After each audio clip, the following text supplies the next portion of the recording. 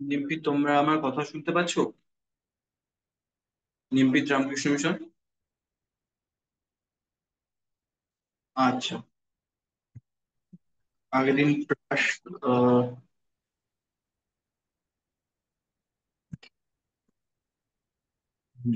দেখো, আগের দিন ক্রাশের অভিভাবক নিয়ে আলোচনা হচ্ছিল। ক্রাশ কিভাবে।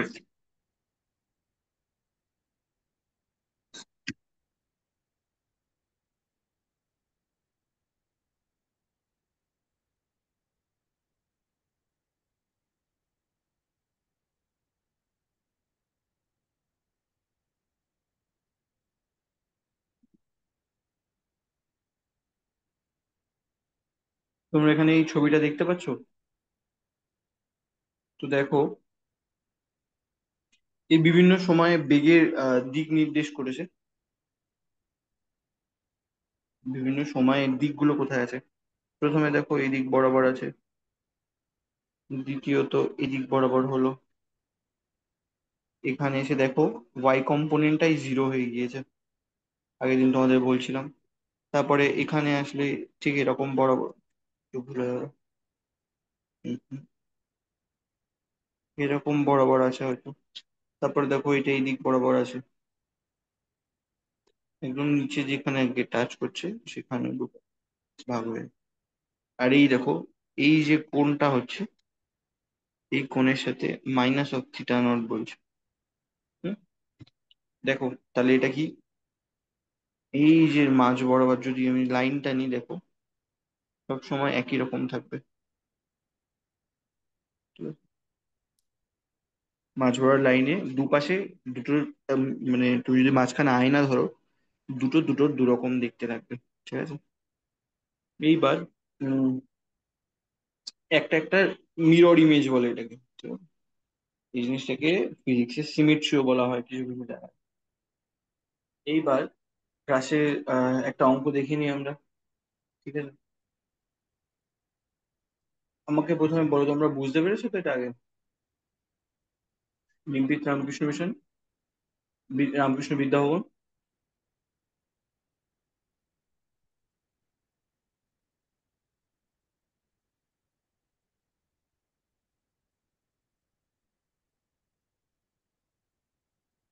দেখো, এখানে কতগুলো আগের দিনে যে আহ, সবচেয়ে মেন ব্যাপারটাই হচ্ছে বেগের অভিমুখ কোন দিক বরাবর আছে। বেগের অভিমুখটা এই প্লেনে, এই তলের মধ্যেই তো সীমাবদ্ধ না? আমরা যখন ভেক্টর পড়েছিলাম, ভেক্টরের উপাংশ বিভাজন করেছিলাম, দেখো এখানে উপাংশ বিভাজনই করা আছে। ঠিক আছে? এই বরাবর একটা উপাংশ আছে, এই যে। আর এই দিক বরাবর উপাংশ আছে। আই আর জে ক্যাপ বরাবর প্রত্যেক সময় ভাগ করা আছে। ঠিক আছে? এইবার আমাকে বলো, যে আগের দিন যেগুলো পড়িয়েছি সেগুলো দেখেছিলে, মনে আছে? কিভাবে সলভ করেছিলাম? যে দেখো, আমি তোমাদেরকে বলেছিলাম যে কিভাবে এই যখন মানে আহ বেগ, এই বস্তুটার বেগ বেগ ভেক্টরটা যখন একেবারে এক্স অ্যাক্সিসের সাথে সমান্তরাল হয়ে গেল, তখন ওয়াই ওয়াই বরাবর বেগ কত হয়ে গেল? জিরো। সেইটা ধরেই আমরা সেই সেইগুলো ধরেই আমরা প্রমাণ করেছিলাম যে প্রাসের পাল্লা কতটা হবে। আর এই তোমার আহ, কতক্ষণ ধরে তোমার, হ্যাঁ, কত আহ, কতক্ষণ ধরে ফ্লাইট টাইম হবে, মানে কতক্ষণ ধরে এটা মানে বাংলায় কি বলা যায়, প্রাসের পাল্লা হলো তোমার কত সময় লাগবে বস্তুটাকে ওপর থেকে নিচে পড়তে আবার। ঠিক আছে? আর আর তোমাদের কোন জিনিসটা লাগবে এখানে? একটা প্রাচীর অঙ্ক করা যাক। হুম, আচ্ছা, একটা জিনিস আমাকে বলো তো। আগের দিন এইটা বেরিয়েছিল, প্রাচীর পাল্লা, যেটা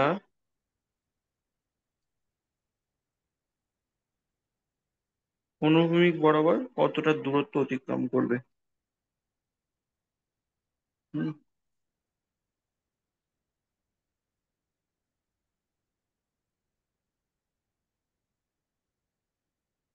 এখন দেখো, আহ আগের দিন যে ইকুয়েশনটা পেয়েছিলাম সেটা হচ্ছে আর equals to V naught square sine of two theta by G. এখানে থিটা নট আছে, এই থিটা নটই লিখলাম। এটা হচ্ছে ব্রাশের পাল্লা বেরিয়েছিল। আমাকে বলো তো, এখানে আমি যদি এটাকেও ধ্রুবক, এটা তো ধ্রুবক, এটা তো 9.8 মিটার পার সেকেন্ড স্কোয়ার। এই বেগটা হচ্ছে যদি ধরো তোমার 10-এর কাছাকাছি, 10 মিটার পার সেকেন্ড। তাহলে প্রাসের পাল্লা আর কিসের পরে নির্ভর করবে বলো তো দেখি? যদি বেগ, বস্তুর বেগ প্রত্যেক সময় একই রকম হয়, আর জিও হয়, তাহলে একই বেগ নিয়ে ছুড়লে কোন সময় বেশি পাল্লা হবে বলতে পারবে তোমরা? তোমরা তো সাইন থিটা কস থিটা পড়েছো, বলো তো দেখি এটা উত্তর। আমরা যদি প্রত্যেকবার একই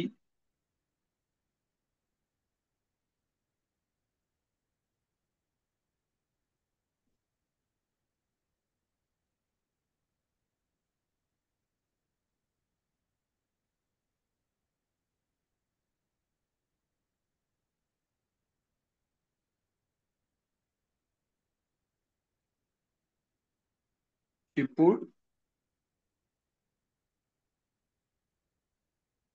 নিমপিত, বলো তোমরা।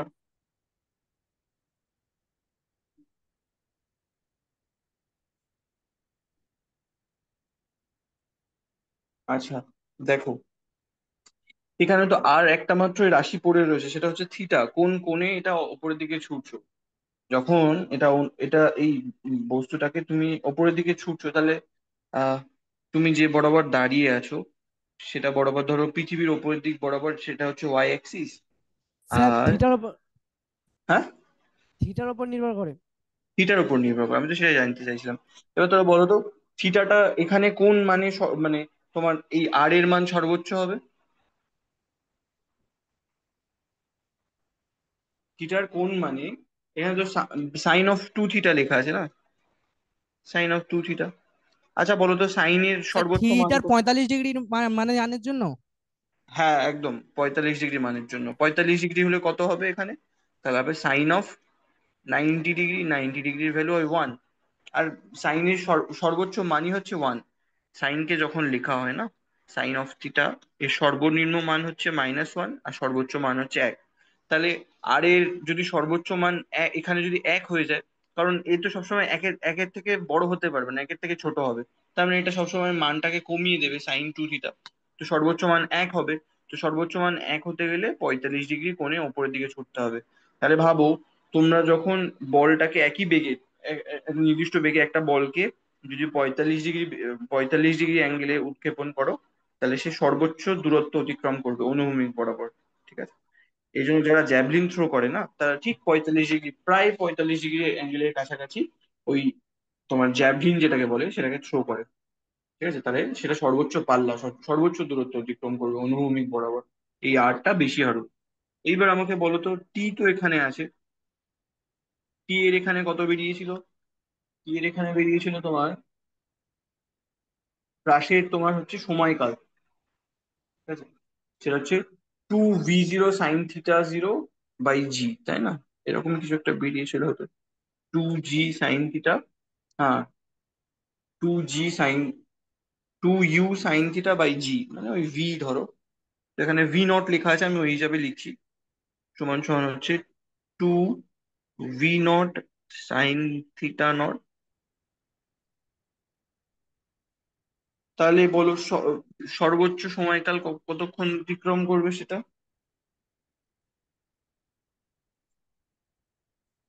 ঠিক আছে?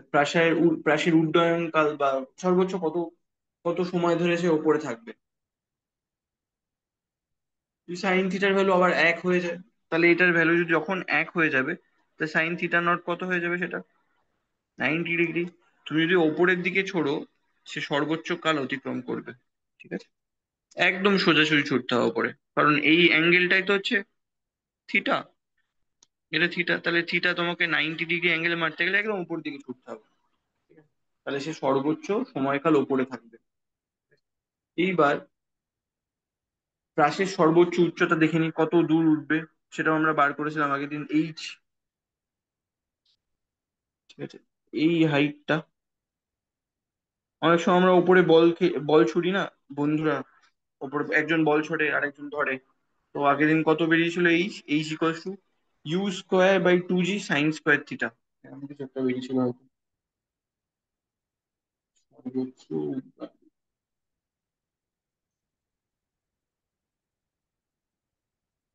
হুম, সেটা বেরিয়েছিল h=v0² sin²θ0/2g। এবার আমাকে বলো এখানে সর্বোচ্চ সর্বোচ্চ পাল্লা কিভাবে হবে? তোমরা যখন বলটাকে উপরের দিকে ছুড়বে, একদম 90 ডিগ্রি অ্যাঙ্গেলে ছুড়বে। এমনি তো বুঝতেও পারছো না ছবি না দেখেও, যে এই 90 ডিগ্রি অ্যাঙ্গেল সর্বোচ্চ দূর কতক্ষণ কখনো অতিক্রম করবে? যখন তুমি একদম সোজাসুজি উপরের দিকে ছুড়বে তখনই উপরের দিকে সর্বোচ্চ সর্বোচ্চ উচ্চতা উঠবে। ঠিক আছে?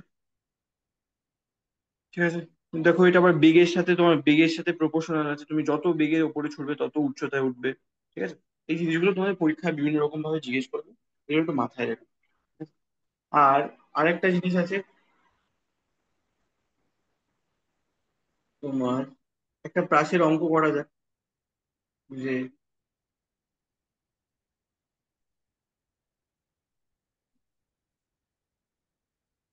উম, এটা এটা এটা হ্যাঁ, একটা ক্রিকেট বল, তোমরা এই অঙ্কটা করো। ক্রিকেট বলের তোমার 28 মিটার/সেকেন্ড দ্রুতিতে উপরের দিকে ছোড়া হলো। ঠিক আছে, অনুভূমিকের সঙ্গে 30 ডিগ্রি কোণে। ঠিক আছে, কত? 28 মিটার/সেকেন্ড, আর অনুভূমিকের সঙ্গে θ0 কত বলে দিয়েছে? সেটা হচ্ছে তোমার 30 ডিগ্রি কোণে উপরের দিকে ছোড়া হচ্ছে একটা ক্রিকেট বলকে। ঠিক আছে, অনুভূমিকের সঙ্গে যে কোণটা হচ্ছে সেটা হচ্ছে 30 ডিগ্রি। ঠিক আছে, এইবার আমাকে বলো যে সর্বোচ্চ উচ্চতা কত হবে? এইচ কত? সর্বোচ্চ উচ্চতা কত হবে?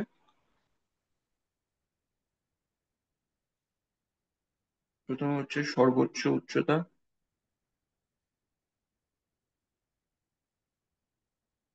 সর্বোচ্চ উচ্চতা প্রথমে এটা বার করে দেখাও তো আমাকে।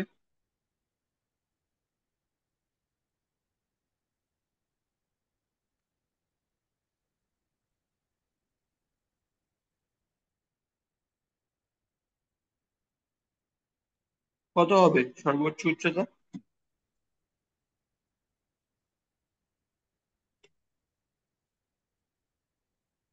সর্বোচ্চ উচ্চতা কত হবে শিবপুর?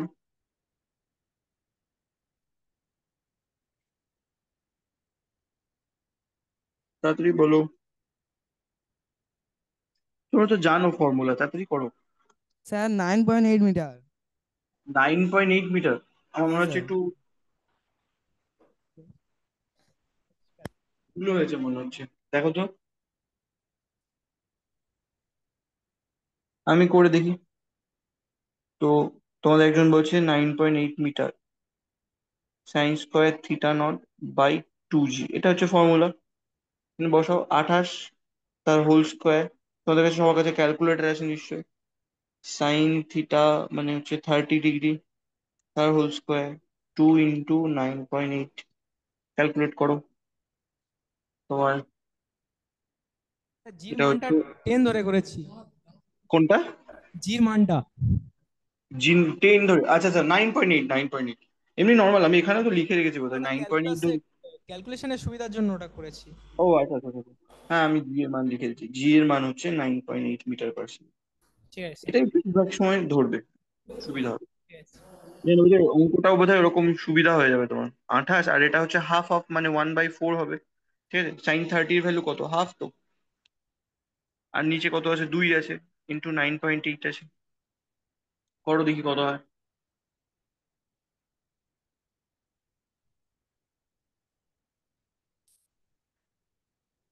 তাহলে এখানে কত হলো? 14, 14, 2 দিয়ে কাটলে এখানে 7,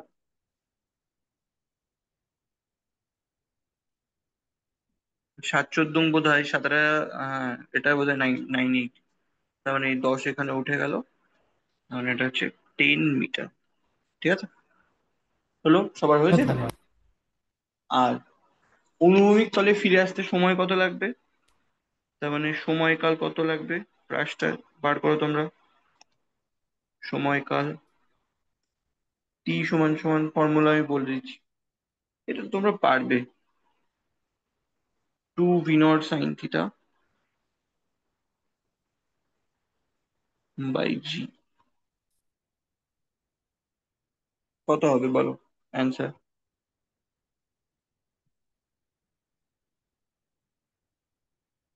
শিবপুর তোমরা বলো।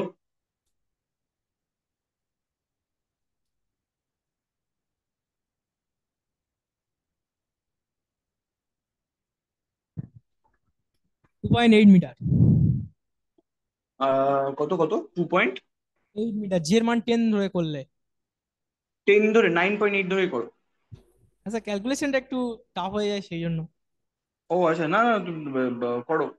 9.8 ধরে কেটে যাবে। আচ্ছা আমি করছি।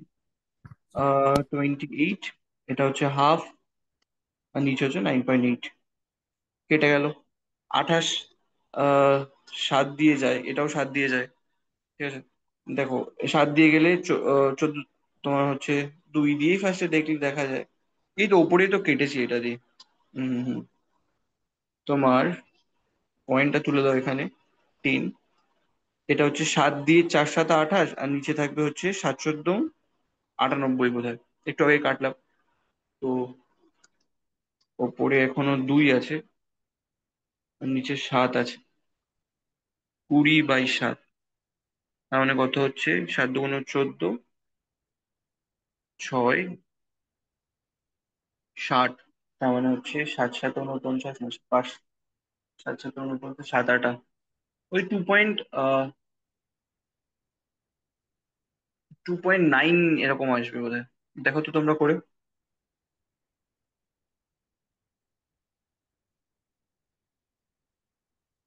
আসছে এরকম? 28/9.8। তোমরা ক্যালকুলেটর ইউজ করবে তো সুবিধা হবে।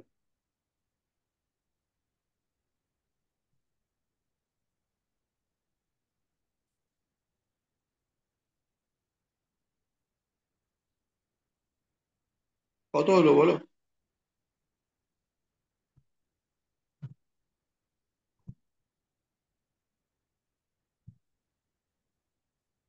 ওই 2.855 যেটা আসবে সেটা অ্যাপ্রক্সিমেট করলে এরকম চলে আসবে, ঠিক আছে। 857 এরকম আছে। আমি ক্যালকুলেটর করে দেখলাম। তোমরা হাতে ক্যালকুলেটর আছে তো, তাড়াতাড়ি হয়ে যাবে। আর ব্রাশের পাল্লাটা কত হবে বলো তাড়াতাড়ি। আর তো সময় অন্য জিনিস ধরতে হবে। সমবৃত্তীয় গতিটা ভেক্টরে কিভাবে দেখতে হয় সেটাকে করে নি, সময় চলে যাবে বলো। ব্রাশের পাল্লা কত হবে? পাল্লা সমান সমান আমরা কি জানি, যে ফর্মুলা হচ্ছে v²sin 2θ/g। কত বলো? সবগুলো পূর্ণ সংখ্যায় আসবে অ্যান্সারটা ওরকম ভাবে। 6 9.6 9.28। 6 9, 6 9ই আসি দেখলাম উত্তর দেওয়া, একটু করে দেখো তোমরা, আমি একটু দেখে নিই। 28 sin 2θ ভ্যালু হচ্ছে 30, মানে 60, মানে হচ্ছে √3/2, 60 হয়ে যাবে তো। হ্যাঁ, 9.8, করে দেখো এটা কত আসে। 9.28 না, ওরকমই আসবে। বইতে অ্যাপ্রক্সিমেট রেজাল্টটা দেওয়া নেই, কত বলে? 6.29, 9.28 28। আচ্ছা আচ্ছা, বাহ, এরকমই আসবে আমার যেমন হয়। ঠিক আছে। তো আজকে আরেকটা নতুন জিনিস ধরবো। আচ্ছা, এখানে একটা জিনিস আমাকে বলো তো, সেটা হচ্ছে তোমরা যখন আহ সত্যিকারের, মানে এটা তো দেখো এখানে অনেক কিছু ধরা নেই, সেটা হচ্ছে যখন এই পাথরটা উপরের দিকে উঠবে না, এখানে তোমার একটা বাধার সম্মুখীন হবে, সেটা হচ্ছে এখানে হলো কি বায়ু আছে, ঠিক আছে। তো বায়ু বাধা থাকলে কি হবে যখন সে ছোট বস্তুই হোক না কেন, সে যতই কম পাক না কেন, বায়ুর বাধা আছে না। তো এই বায়ুর বাধার জন্য তোমার প্রাসের গতির ক্ষেত্রে, যেটা তুমি যেদিকে দেখো এই বরাবর যদি যেতে চায়, তাহলে এর বাধাটা ঠিক তার উল্টো দিকে হবে, ঠিক আছে। এই বরাবর বাধা পেয়ে যাবে, তাহলে এর নিশ্চয়ই গতি হ্রাস পাবে উপরের দিকে। তাই কিছুটা হ্রাস হয়, এই জন্য আমরা যে সমস্ত বইতে এখন যতদূর পড়বো সেগুলো হলো কি এই বাধাগুলোকে উপেক্ষা নিয়ে আছে। যদি পরীক্ষায় কোনো কারণে জিজ্ঞাসা করে যে হ্রাসের ক্ষেত্রে কি বায়ুর প্রভাব আলোচনা করা হয়, বলবেন না যে বায়ু ওখানে ঘর্ষণ, সান্দ্রতা বল, বায়ুর বাধা, এগুলো সবগুলো তোমার উপেক্ষণীয়, মানে এগুলোকে দিয়ে কোনো কাজ হয়নি। ঠিক আছে। এইবার উম তোমাদেরকে সুষম সমবৃত্তীয় গতি দেখি।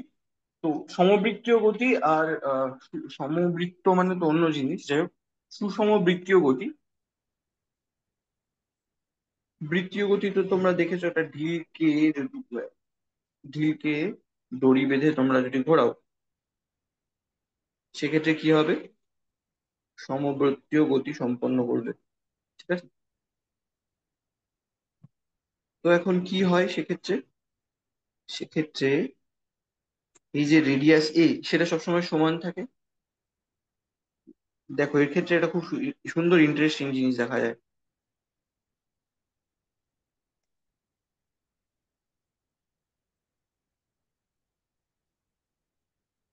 বস্তু যখন এই বরাবর ঘুরছে তখন বেগ, বেগের অভিমুখ এইদিকে। ঠিক আছে। বস্তুটা যখন এইখানে গিয়েছে, তার বেগের অভিমুখ তখন এরকম হবে, এই দিক বরাবর হবে। ঠিক আছে। তো দেখো সবসময় এই বৃত্তের এই বিন্দুতে সঙ্গে তোমার সমকোণে থাকবে। ঠিক আছে, এটা হচ্ছে বৃত্তীয় গতির মূল ধারণা। ঠিক আছে।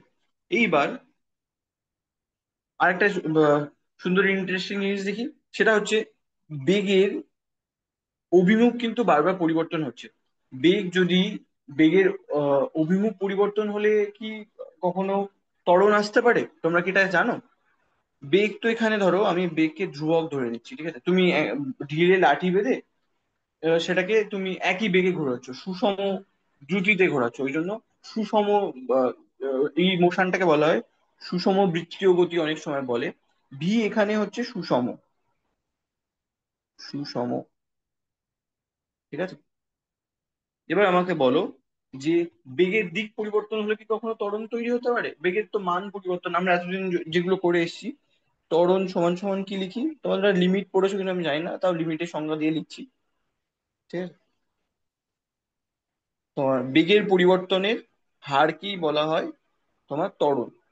এবার আমাকে বলো যে বেগের পরিবর্তন বলতে গিয়ে এখানে বেগের অভিমুখের পরিবর্তনের কথা বলা হয়েছে, তোমরা এটা কি জানো? তো বেগের অভিমুখের পরিবর্তনেরও কথা বলা হয়েছে, কারণ বেগ হচ্ছে ভেক্টর কোয়ান্টিটি। বেগের যদি অভিমুখেরও পরিবর্তন হয়, শুধু বেগের তাহলে দুটো জিনিস থাকে, বেগ যেহেতু ভেক্টর, এটাই হচ্ছে ভেক্টর পড়ার, ভেক্টর পড়ার সুবিধা। ঠিক আছে। তো বেগের আহ যেহেতু বেগ ভেক্টর, বেগ হচ্ছে ভেক্টর, তো এর মান অভিমুখ দুটোই আছে। আবার ত্বরণও ভেক্টর। ঠিক আছে। তো এর কি হবে, মান আর অভিমুখ যে কোনো একটা পরিবর্তন হলে বা দুটো একসাথেও পরিবর্তন হতে পারে। ঠিক আছে। সেক্ষেত্রে আমরা সবসময় ত্বরণ পাবো। কি পাবো? যদি মান আর অভিমুখ যে কোনো একটা পরিবর্তন হলেই, মান অথবা অভিমুখ বা দুটো একসাথে পরিবর্তন হলে আমরা পেয়ে যাব কি? ঠিক আছে, এর পরিবর্তনটা দরকার, পরিবর্তন না হলে ত্বরণ হবে না। ঠিক আছে। কার সাথে সাথে? সময়ের সাথে সাথে, তাহলে আমরা ত্বরণ পেয়ে যাব। ঠিক আছে। এগুলো তো মাথায় রাখতে হবে। তো এখানে কি হচ্ছে, বেগের অভিমুখের পরিবর্তন হচ্ছে। ঠিক আছে? যেমন এখানে যদি থাকে, সেক্ষেত্রে এই বরাবর অভিমুখ হবে। হুম, এই বরাবর অভিমুখ হয়ে যাবে। ঠিক আছে। এই হচ্ছে সুষম বৃত্তীয় গতি। ঠিক আছে। বেগের মান পরিবর্তন হচ্ছে না, কিন্তু শুধুমাত্র অভিমুখ পরিবর্তনের জন্য ত্বরণ সৃষ্টি হচ্ছে। এবার দেখো ত্বরণের অভিমুখ কোন দিকে হবে। তো বেগের যেদিক বরাবর পরিবর্তন হয়েছে, দেখো বেগের এই মুহূর্তে পরিবর্তন কোন দিকে? এই দিক বরাবর আছে। তো বেগের পরিবর্তন কোন দিক বরাবর হয়েছে? এই দিক বরাবর। ত্বরণ তৈরি হয় তোমার বৃত্তের ভিতরের দিক বরাবর। ঠিক আছে। এই দিক বরাবর দেখো, দিক পেয়ে গেলে না এখান থেকে? দুটো ভেক্টর তোমরা ভেক্টরের যোগ শিখেছো, ভেক্টর অ্যাডিশন, সাবট্রাকশন শিখেছো। তো এটা ভিতরের দিকে অভিমুখ হবে। তো বারবার চেঞ্জ হচ্ছে। তো সুষম বৃত্তীয় গতির সবচেয়ে মূল কারণই হচ্ছে, তুমি দেখো এতদিন ধরে তোমরা জেনে এসেছো যে বেগের মানের পরিবর্তন হলে তবেই সেটা ত্বরণ সৃষ্টি করে না। এখানে বেগের অভিমুখের পরিবর্তন হচ্ছে বলে তোমার ত্বরণ সৃষ্ট হচ্ছে। তো আহ এখানে আর বেশি কিছু বলার নেই। এরপরে তোমরা এই জিনিসটা একটু ডিটেলসে পড়বে। তোমাদের বৃত্তীয় গতি বলে আলাদা করে একটা চ্যাপ্টার আছে। তো একটু ছোট জিনিস আমি বলে দিই এখানে কি হয়। তো এখানে যেহেতু বেগের মানের পরিবর্তন হচ্ছে না, কিন্তু তবুও এর ত্বরণ তৈরি হচ্ছে। এই ত্বরণকে অভিকেন্দ্র ত্বরণ বলে, যেহেতু কেন্দ্রের অভিমুখ বরাবর আছে, কেন্দ্রের দিক বরাবর, তাই এটাকে বলা হয় কেন্দ্রাভিমুখ। ঠিক আছে। মানে অভিকেন্দ্র, অভিকেন্দ্র, আচ্ছা, আর কেন্দ্রাভিমুখ মানে কেন্দ্র উল্টো লিখেছেন। এটাকে সেন্ট্রিপেটাল অ্যাক্সেলারেশন বা অভিকেন্দ্র বল বলে। ঠিক আছে, এটা আমি ভুল টার্মিনোলজি ইউজ করে ফেললাম। এটাকে বলা হয় অভিকেন্দ্র। ঠিক আছে, কেন্দ্রের দিক বরাবর, তাই এটাকে অভিকেন্দ্র বলা হয়, অভিকেন্দ্র ত্বরণ। ঠিক আছে, তোমরা এটা আরো ডিটেলসে পড়বে, এটা পরে আছে। ঠিক আছে। তো এটাকে ইংলিশে সেন্ট্রিপেটাল ফোর্সও বলে, সেন্ট্রিপেটাল, সেন্ট্রিপেটাল অ্যাক্সেলারেশন, অ্যাক্সেলারেশন। এইবার এর তোমার এখানে ওই কৌণিক বেগের কৌণিক দ্রুতির একটা সংজ্ঞা আছে। সেই ডিটেলসে আমরা যাব না এখন। আমরা শুধুমাত্র বেগ দিয়েই দেখবো, কারণ এটা একটু অন্য ধরনের জিনিসে চলে যাবো আমরা তাহলে। কারণ তাহলে তোমাদেরকে কৌণিক বেগ পড়াতে হবে, মানে কিভাবে থিটা চেঞ্জ হচ্ছে সেটা একটু দেখাতে হবে। ঠিক আছে? আজকে শুধুমাত্র দেখবো আমরা এই অ্যাক্সেলারেশনের মান কত। সেই অ্যাক্সেলারেশনের মান হয় v²/r। ঠিক আছে। দেখো এখানে কনস্ট্যান্ট ভেলোসিটি, ঠিক আছে, ভেলোসিটির মান ধ্রুবক রয়েছে। তো এখানে যে বল তৈরি হয়, এই জন্য তোমরা যখন হাতে বেঁধে ঘোরাও না, মনে হয় না দড়িটা টানছে। তো এটা এর ওটা যদিও কেন্দ্রাভিমুখ বলের জন্য হয়, কিন্তু এই যে বলটা তোমার হচ্ছে শুধুমাত্র এই মানে সমবৃত্তীয় গতির জন্য হচ্ছে, সেখানেও কিন্তু ত্বরণ তৈরি হচ্ছে, আর ত্বরণের জন্যই কিন্তু সেখানে বল তৈরি হচ্ছে। সেই বলের মান কি হয়, যদি আমি সেটাকে এফসি দিয়ে লিখি, mv²/r। এর যদি এই কণাটার ভর এম হয়, ঠিক আছে, mv²/r, এটা তোমরা একটু মনে রাখো। আর মানে হচ্ছে এ, এখানে আমি এখানে এ লিখেছি, এ। ঠিক আছে। এবার তোমাদের কোশ্চেন বলো, কি কোশ্চেন আছে। mv², পরের দিন আমরা কৌণিক বেগ সম্বন্ধে পড়ে সেগুলোর বিভিন্ন রকম ছোটখাটো রেডিয়েশন দেখবো, সমবৃত্তীয় গতি শুরু করবো পরে। ঠিক আছে। আরো ডিটেলসে আরো অনেক কিছু দেখবো সেখানে। নিমপিত, তোমাদের কোনো প্রশ্ন? শিবপুর,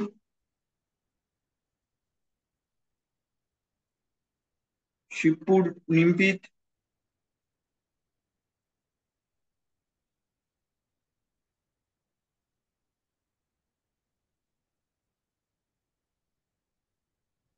না স্যার, আর কোনো কোশ্চেন নেই।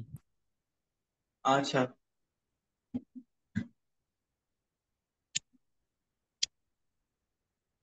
তো তোমরা এর মানে এই চ্যাপ্টারের সবচেয়ে মূল বক্তব্য যেটা, আমি আজকে ভেক্টর শেষ করে দিলাম। তো ভেক্টরে অনেকগুলো ক্লাস হয়ে গিয়েছে, বেশি ক্লাস হয়ে গিয়েছে।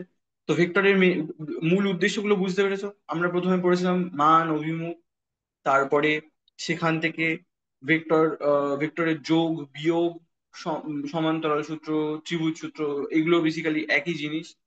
ঠিক আছে।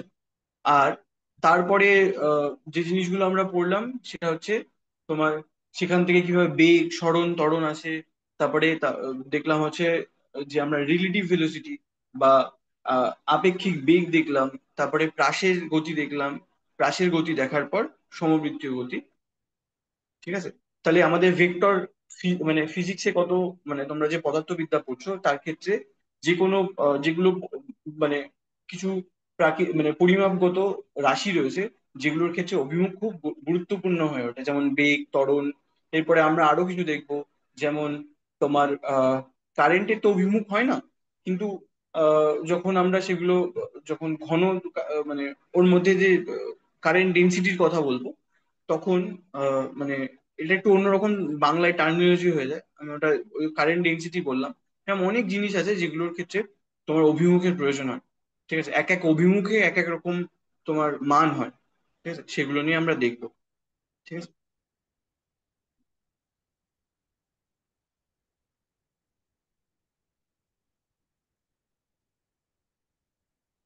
আচ্ছা বলো তো দেখি, এখানে তোমরা জানো যে যদি বেগের পরিবর্তন হয় তাকে ত্বরণ বলে, আর যদি ত্বরণের পরিবর্তন হয় তখন তাকে কি বলবে?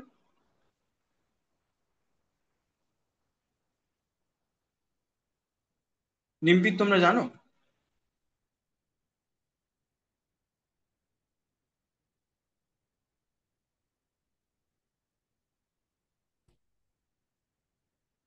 তাকে ইংলিশে জার্ক বলা হয়, ঠিক আছে? এই একমাত্র বৃত্তীয় গতি, এটা তোমরা হয়তো কোনোদিন এক্সপ্লোর করবে কিনা আমি জানি না, যে এই বৃত্তীয় গতির ক্ষেত্রে দেখো, তোমার প্রত্যেক মুহূর্তে বস্তুর মানে সরণের দিক পরিবর্তন হচ্ছে, বেগের দিক পরিবর্তন হচ্ছে, তারপর দেখবে ত্বরণের দিক পরিবর্তন হচ্ছে। ত্বরণটা কখনো এই বরাবর আছে, কখনো একটু পরে ঘুরে গেলে এই বরাবর আছে, কখনো এই বরাবর আছে, কখনো এই বরাবর আছে। তাহলে এই ক্ষেত্রে ত্বরণেরও দিক পরিবর্তন হচ্ছে। তো ত্বরণের মান পরিবর্তন না হলেও ত্বরণের দিক যেহেতু পরিবর্তন হচ্ছে, তাহলে ত্বরণের পরিবর্তন হচ্ছে। ত্বরণ তো ভেক্টর কোয়ান্টিটি, তো ত্বরণের পরিবর্তন হতে পারে। এরকম যত তুমি ভাবতে পারো সবকিছুরই এখানে বৃত্তীয় গতিতে পরিবর্তন হচ্ছে। কিন্তু এখানে মজার ব্যাপারটা হচ্ছে, বেগের মানও ধ্রুবক, ত্বরণের মানও ধ্রুবক, ঠিক আছে? বস্তুটা যতটা সরণ হচ্ছে, যেটা হচ্ছে কতটা সরণ হলো, যদি এই বিন্দু থেকে শুরু করে এই বিন্দুতে এসে থামি, প্রত্যেক পর্যায়কালে তোমার সরণ কত হচ্ছে, সেটা হচ্ছে এই কত হয় বলো তো, সরণ কত হলো টোটাল? সেটা হচ্ছে 2π a, এর যে পরিধি সেটা তো তাই সরণ টোটাল। তো সমস্ত কিছুর ক্ষেত্রে মান ধ্রুবক, কিন্তু যেহেতু এদের অভিমুখে পরিবর্তন হচ্ছে, তাই প্রত্যেক ক্ষেত্রে বেগ, যেমন সরণের পরিবর্তন হলে বেগ, বেগে তোমার সময়ের সাথে সাথে, এটা হচ্ছে বৃত্তীয় গতি মানে খুব সুন্দর জিনিস। এরপরে আমরা দেখব যে কেন্দ্রাভিমুখ বল তৈরি হয়, ঠিক আছে? এই ধরনের যখন কোনো বস্তু যখন এরকম বৃত্তীয় পথে ঘুরতে থাকে, তখন সেখানে এক ধরনের অলিক বলের সৃষ্টি হয়। সেই অলিক বলকে আমরা দেখব যে এই ধরনের ফ্রেমের জন্য, তুমি যখন বৃত্তীয় পথে ঘোরা ঘোরা আরম্ভ করবে, শুধুমাত্র এই ধরনের ফ্রেমের জন্যই এই ধরনের বলের উৎপত্তি হয়, ঠিক আছে? এটা কিন্তু নিউটনের তৃতীয় সূত্র বা কোনো সূত্র দিয়ে ব্যাখ্যা করা যায় না, তাই এগুলোকে নাম দেওয়া হয় অলিক বল। ঠিক আছে, আমরা পরের দিন এটা দেখবো। আজকে এই পর্যন্ত।